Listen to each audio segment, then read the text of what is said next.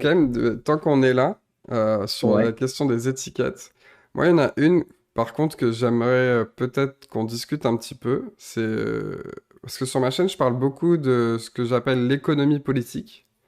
Hmm. Et moi, j'aurais envie de dire que c'est l'ancêtre des sciences économiques contemporaines, là, depuis ce virage, enfin des sciences économiques de manière générale.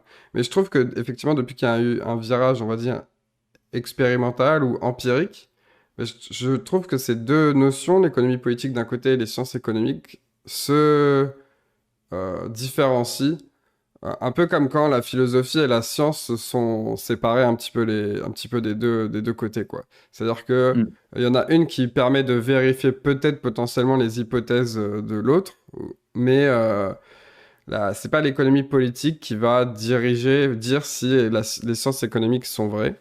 Et notamment, je dis Hmm. ça par exemple sur la question de oui, ben en fait là on est dans un modèle qui est plutôt libéral, enfin capitaliste libéral, et du coup il y a des gens qui vont défendre ça d'un point de vue économie politique, puis d'autres qui vont dire oui, mais nous on préfère un système plus centralisé, disons socialiste, etc., qui pour l'instant est un peu contrefactuel. Mais du coup, ils disent comment marcheraient ces deux systèmes différents. Et ça, il y a beaucoup de gens, je trouve, sur YouTube qui vont dire ça aussi, c'est des économistes, les gens qui parlent de ça. Mais je trouve qu'ils sont à différencier personnellement, en tout cas à différencier des chercheurs en économie qui, eux, ont le mérite d'essayer de prouver certains de leurs points plutôt Hmm. que d'être simplement des théoriciens, quoi. C'est sur... Ouais. Alors, que- question compliquée sur la fin. ouais, D'ailleurs, quand j'étais invité il y a un an au REC, j'ai dit des choses sur ce sujet ok, sur lequel j'aimerais un peu revenir. Cela dit, ok. sur toute la première partie, je suis complètement d'accord. Ouais, l'économie politique, c'est un peu l'ancêtre, mais c'est vraiment un ancêtre un peu lointain de ce qu'on fait Ouais. aujourd'hui en sciences économiques. Et c'est vrai que c'est un vrai problème parfois quand on parle avec des gens. T'as des gens qui me disent oui, mais moi je connais l'économie, je connais la science économique. J'ai lu Adam Smith, Ouais. J'ai lu Karl Marx Ricardo, et voilà, tu vois. voilà. Mais en fait, ça marche avec Karl Marx, mais Ouais, ça ouais. marche Non, mais avec ça marche avec tout. Frédéric Ouais, j'ai Bastiat, lu typiquement des Bastia, trucs ouais, comme ça. pareil. Voilà, des trucs comme ça. Et en fait, Mm. enfin, effectivement, il y a un fossé absolument monumental Ouais. entre la recherche en sciences économiques et cette pensée politique-là. Mm. Voilà. Il y a une origine commune, c'est vraiment, il y a une forme d'ancêtre commun, mais maintenant, c'est vraiment deux espèces différentes, quoi. Ouais. La recherche en sciences économiques et la philosophie politique. Et il y a des penseurs du politique, et c'est important. Moi, je pense que c'est super important qu'il y ait toujours des gens qui réfléchissent, qui fassent de la philosophie politique. Mais une grande césure, je crois, entre l'écrasante majorité de la recherche en sciences économiques et la philosophie politique, c'est la question normative. C'est l'idée que l'écrasante majorité des travaux de recherche en économie euh, on ne porte pas directement sur ce qui est bien ou mal. Je vais un peu nuancer ça quand même, c'est important. Mais l'idée, c'est que moi, quand je vais écrire un papier sur, j'en sais rien, j'ai pas écrit de papier là-dessus, mais quand je vais écrire un papier sur le déclenchement, non, ça je vais parler de ça une fois. Quand j'écris un papier sur l'effet du salaire minimum sur l'emploi, Ouais.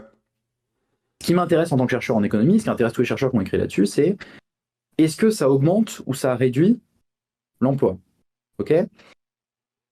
Et ça, c'est une question différente de savoir de si c'est bien ou mal d'augmenter le salaire minimum.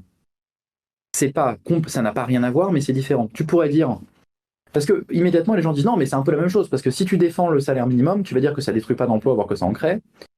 Et si tu es contre le salaire minimum, tu vas dire que ça détruit les emplois. Mais en fait, pas nécessairement.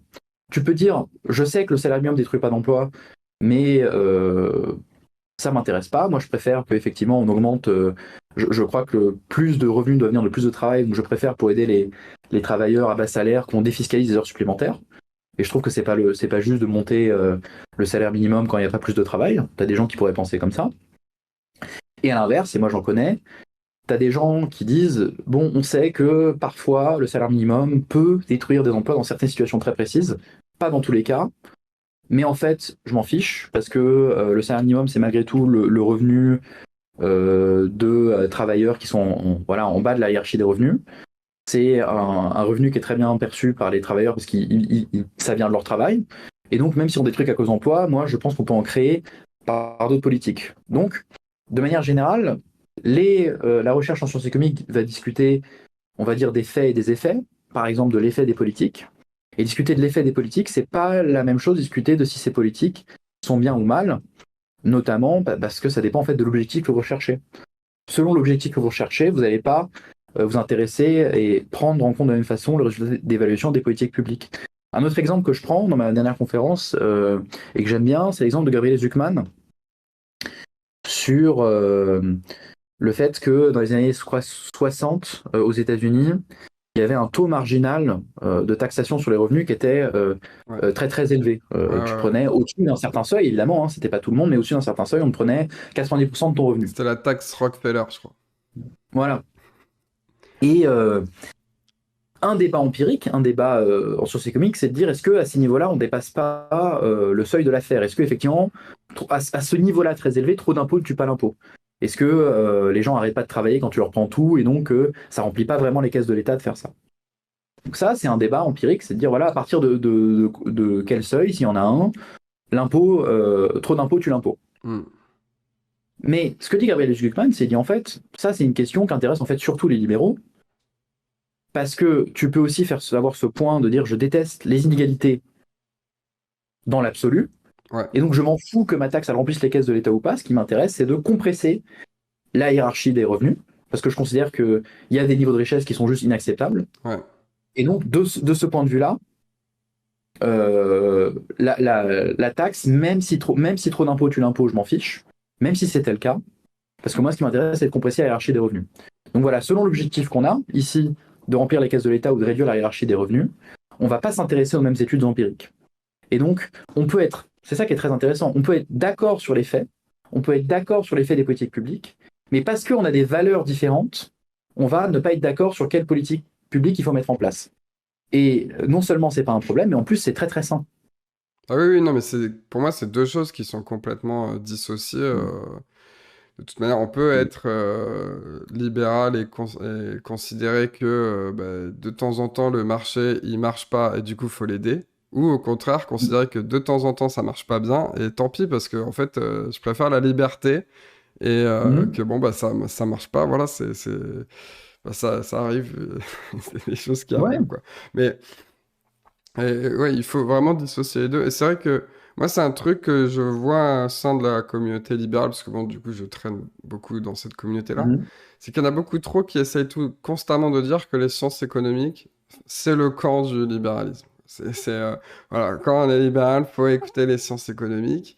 Mais moi, enfin, de ce qui me semble, c'est que à la fois Keynes et Hayek, ils étaient tous les deux libéraux ils sont pas du tout d'accord l'un avec l'autre sur la manière de gérer les crises économiques, en tout cas, par exemple. Et Mhm.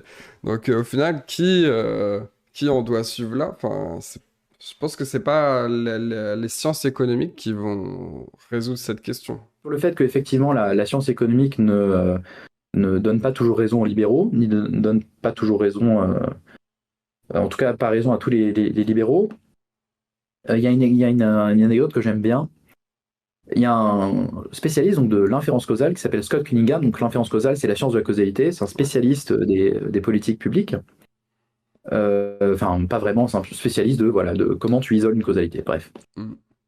Et il raconte que il est rentré, c'est un type qui a eu un destin tragique parce qu'il est rentré à la fac pour devenir poète et il Ouais. a fini économiste et économètre. Donc vraiment, il y a des Ok. gens comme ça qui subissent des drames personnels comme ça. Mm. Et donc lui, il était en bachelor en littérature et il avait une mineure en maths. Tu sais, comme c'est possible aux États-Unis où tu peux faire des doubles Ouais, ouais, licences lettres, maths. ouais. Euh, et il rentre en littérature et tous ses profs sont marxistes. Il en a marre des marxistes et du coup, il se met à lire des penseurs libéraux, il se met à lire Friedman, je crois qu'il s'appelle Thomas Sowell, Ouais. Hayek, Mm. mais des vieux penseurs libéraux, John Stuart Mill, des trucs comme Ouais, ça. ouais.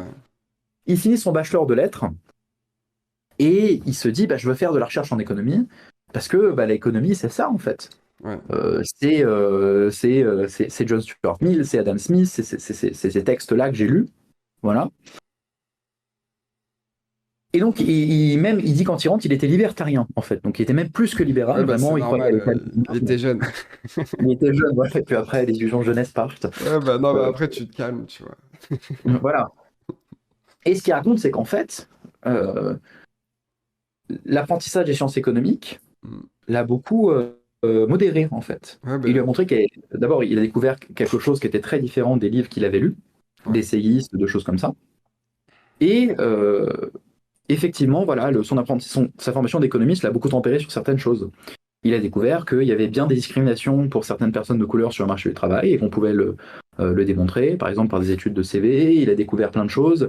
Il a découvert qu'effectivement, parfois le marché s'autodétruisait de lui-même à cause de ce qu'on appelle des asymétries d'information Ouais. et qu'il faut que l'État garantisse la qualité des produits dans certains cas. Il a découvert que voilà, enfin, c'est tous les trucs qu'on dit d'organisation industrielle où parfois le marché détruit le marché. Par exemple, sur des sujets comme où il y a des effets de réseau, quand vous créez, je sais pas, Uber ou un réseau social, euh, l'intérêt du produit dépend du nombre de personnes qui l'utilisent. Ouais, carrément. Ouais, Et donc, plus il y a de personnes, plus ça attire des gens, et ça fait un effet boule de neige comme ça, ouais, ouais. qui tend en fait à écraser la concurrence et à donner beaucoup de pouvoir à certains opérateurs sur ces secteurs avec l'économie de réseau en Bah, fait. c'est ce qu'on Et voit ça, avec c'est un cas, Twitter et Mastodon bon, un peu, quoi. Enfin, bah absolument. voilà. C'est... Mastodon, c'est très difficile pour lui d'attirer des gens parce que tu sais que si tu vas sur Mastodon, t'as personne dessus. Et Ouais. c'est difficile. Ça peut arriver, mais c'est des équilibres qui sont difficiles à bousculer. Mm. Et ça crée des cas où effectivement, le marché voilà, se préserve pas de lui-même. Il faut l'intervention de l'État pour le maintenir si c'est le marché qu'on veut. Bon, Ouais. évidemment. Après, il y a toutes les questions écologiques, tout ça. Je sais pas s'il parle de ça, mais c'est des choses que tu vois de toute façon sur sciences économiques, le fait que c'est tout ce type d'intervention d'ailleurs, il y a plein de penseurs libéraux qui ont pensé. Moi, je suis pas spécialiste d'Hayek, mais je sais par exemple que j'avais lu à l'époque La route de la servitude d'Hayek, Ouais. et il me semble que dans La route de la servitude d'Hayek, il parle de plein d'interventions de l'État. Ouais. Il parle de de la nécessité d'assurance sociale. Il me semble qu'il parle aussi de réguler certaines productions toxiques. Ouais. Donc il y a une allusion à la pollution. Donc toutes ces choses-là sont pas forcément trop contraires au libéralisme, ça dépend. Mais par contre, c'était très contraire à un certain nombre d'hypothèses des libertariens pour le coup. Ouais. Et ça, il s'est pris en pleine gueule quand il est devenu économiste. Et donc, ça l'a, en ce sens-là, éloigné du libertarianisme. Ouais. Je ne sais pas si on dit ça d'ailleurs, le En libertarianisme. fait, moi, c'est une. Mais- Ben, je crois qu'en français, on dit ça. Mais Mm. parce que après, c'est toujours pareil, c'est que au début, tout ça vient de libertaire qui est arrivé chez les Américains. Mais sauf que Mm. libertaire dans les années 60, en fait, c'est pas le libertarien des Américains, quoi. Ça n'a rien à voir. Et, et du coup, bon, bref, maintenant ça revient un peu, mais du coup, je sais pas trop. Mais c'est vrai que, en fait, moi j'ai une anecdote, mais il me semble que Rothbard, donc Mm. un penseur anarcho-capitaliste, donc un libertarien plus, disons, il traitait Hayek de sociodémocrate, quoi. Ouais. Donc, Ah, il me semble, moi, il faut que je ouais, finisse de regarder ton interview avec Colin, que ouais, j'ai trouvé sur Hayek, que je trouve très très bien. ouais, Mais c'est vrai que je suis pas du tout un spécialiste de libéralisme, mais je sais que tout ce que je sais sur les libéraux me montre que c'est un courant en fait de pensée relativement modéré, finalement, qui tolère plein de formes d'intervention de ouais, l'État. Euh,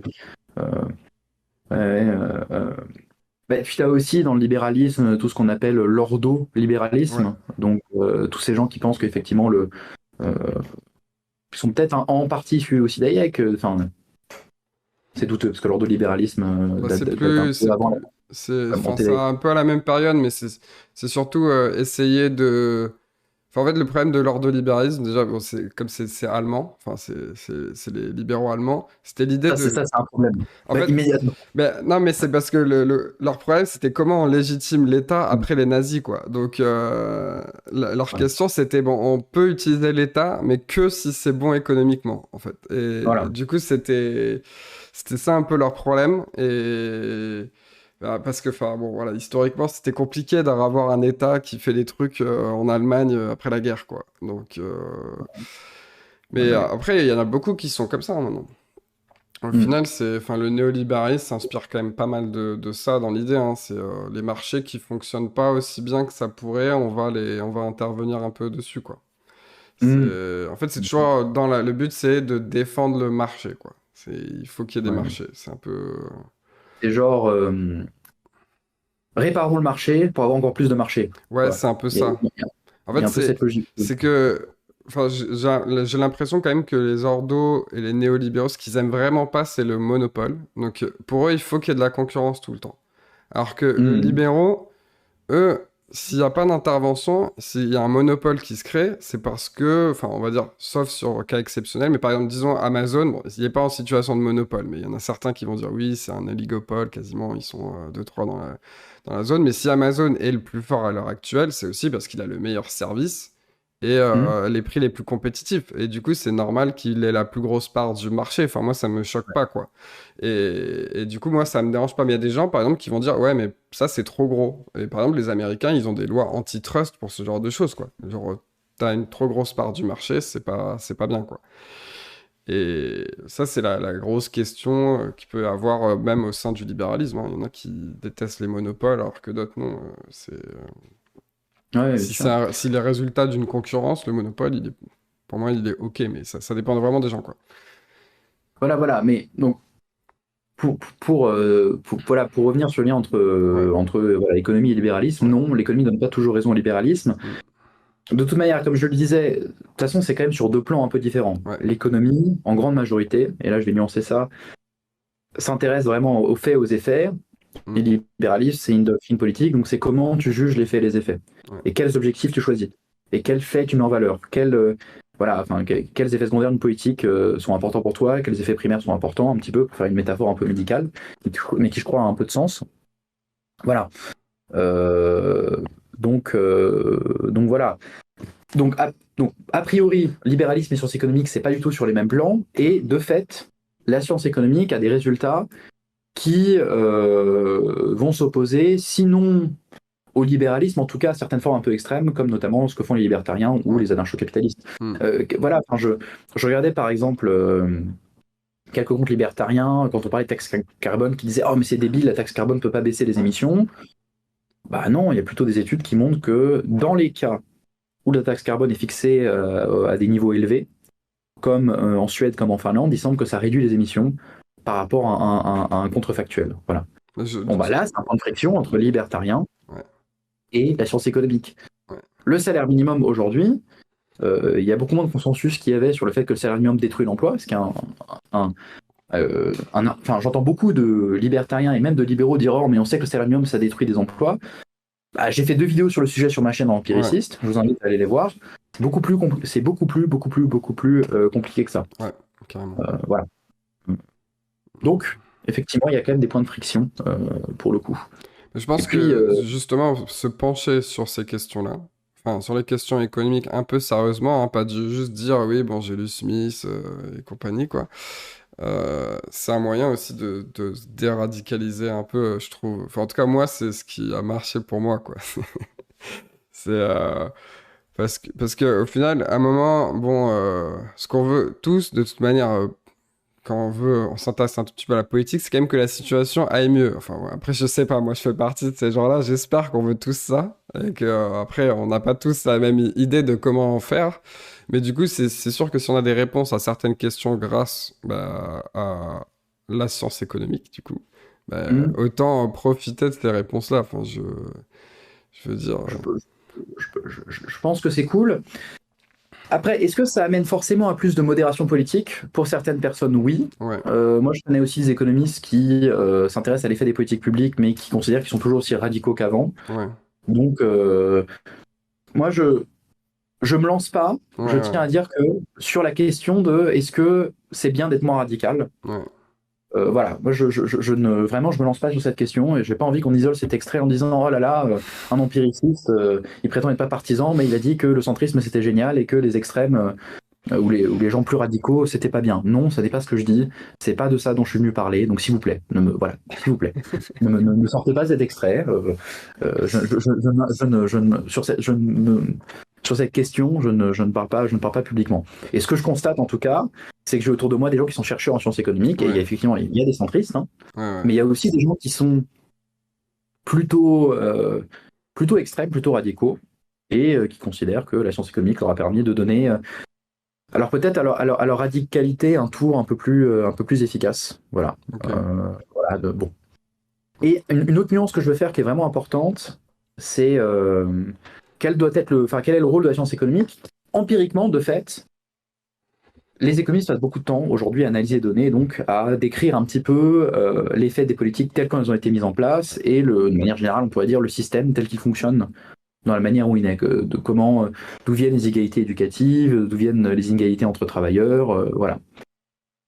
Il est vrai qu'il y a aussi quelques chercheurs qui s'intéressent à essayer de simuler d'autres systèmes. Alors, deux choses, il y a deux choses. Il y a une partie de la recherche en économie qui consiste aussi à simuler d'autres politiques. Donc là, ça prend un tour un peu plus normatif. Par exemple, je voyais des papiers, c'est pas des changements radicaux, mais qui simulent ce qui se passe quand tu investis dans les énergies renouvelables, quand tu mets en place une taxe carbone et que tu reverses effectivement les recettes de la taxe carbone aux plus faibles. Ouais. Bon. Là, c'est quand même un travail, on va dire, scientifique, parce que tu essaies de comprendre factuellement ce qui se passe quand tu modifies le système. Ouais. Mais il y a aussi toute une visée normative derrière de je présente un autre modèle de société et j'explique en fait comment ça pourrait marcher. Bon. Donc il y a quand même une petite partie de la science économique qui fait des trucs un peu plus normatifs et qui propose de simuler d'autres mondes et d'autres systèmes. Je pense que ça peut être utile. Cela dit, moi, c'est pas ce que je fais parce que je pense que c'est pas là qu'est vraiment notre avantage comparatif. Aujourd'hui, on a des super méthodes pour savoir si les politiques marchent, pour comprendre comment fonctionne le système et pour, une fois qu'on a mis en place des politiques qui ont été suggérées par les citoyens, savoir si ça atteint les objectifs ou pas. Et donc, je me dis que c'est super d'utiliser ces outils. Ceci étant, c'est un peu un choix personnel que je fais. S'il y a d'autres chercheurs qui veulent faire des trucs un peu plus normatifs, je tiens à dire, contrairement à ce que laissait penser ce que j'ai dit au REC, que je les condamne pas et que je reconnais qu'ils existent, ces gens-là. Voilà, je tiens à le dire. Donc Voilà. les intérêts, tu ne condamnes pas les économistes d'intérêt. C'est ça ta phrase. Je ne condamne pas Les les gens qui font des hétérodoxes. travaux. Les hétérodoxes. Non, c'est pas seulement des hétérodoxes, en partie, bien sûr. Non, mon point, c'est je parle pas des économistes hétérodoxes seulement. Je parle des économistes qui font des choses normatives, qui disent ce qui est bien ou mal, dans des trucs un peu académiques. Par exemple, tu as des économistes qui contribuent aussi à des rapports pour dire voilà ce qu'il faudrait faire. Bon, bah, ces gens-là, ils existent. Ces gens-là, c'est des chercheurs. Ils utilisent des outils de la science économique. Voilà, de facto, si on veut décrire ce que c'est que la science économique, et c'est mon point, il y a aussi cette partie-là qui existe, voilà, qui n'est pas la majorité de ce qu'on trouve dans la recherche académique, mais ça existe en toute petite minorité aussi, en minorité aussi. Voilà. Donc et voilà, je suis content d'avoir ce petit extrait parce que en fait, on avait posé la question au REC, donc au Rencontre de l'Esprit Critique, il y a un an, quand j'avais fait une table ronde avec Olivier Simard Casanova et Emmanuel Auriol, qui est une économiste à l'École économique de Toulouse, et les gens avaient dit oui, mais pourquoi les économistes passent pas leur temps à inventer un modèle alternatif et des trucs comme ça. Et voilà, moi j'avais répondu mes préférences à moi, qui était que je trouve qu'on a des super outils pour penser ce qui existe et savoir, une fois que les citoyens ont proposé des choses, si effectivement ça atteint les objectifs et que je pensais que c'était bien. Mais en fait, je veux dire que ça s'appliquait qu'à moi c'est mes préférences. Et puis les chercheurs, d'autres chercheurs font ce qu'ils veulent, je suis pas là pour leur dire comment ils devraient faire leur métier. Voilà. Ouais.